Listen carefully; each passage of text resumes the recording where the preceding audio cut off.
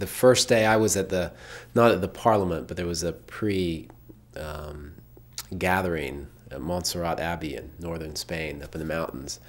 And there were about 450 of the people who were going to be the presenters, and many of the organizers of the Parliament, and many spiritual leaders and from around the world were all at this assembly. So I was there, and representing Andrew Cohen, the founder of the magazine.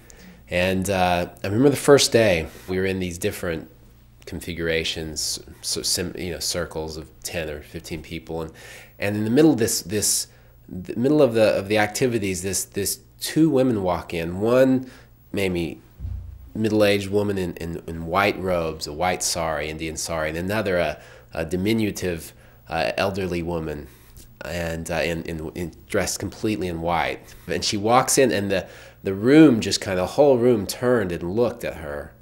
And you just knew right away someone of significant import had walked in the room. And she walked in, and I think she sat down, and I thought, who is that? Who is that? Very interesting.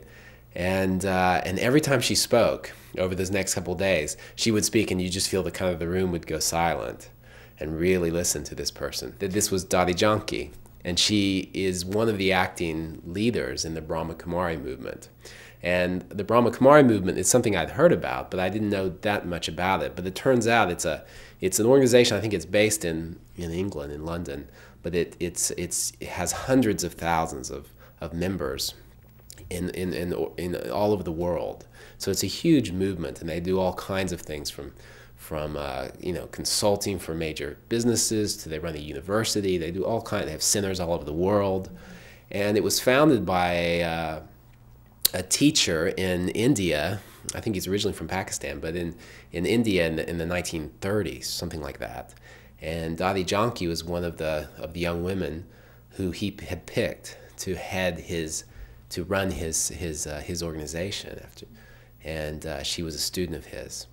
And so as we were interviewing people at the Parliament over the course of this 6 or 7 days we were there, we had the chance to sit down with her, and Andrew had a chance to really ask her about her own experience and her own teaching and her own life.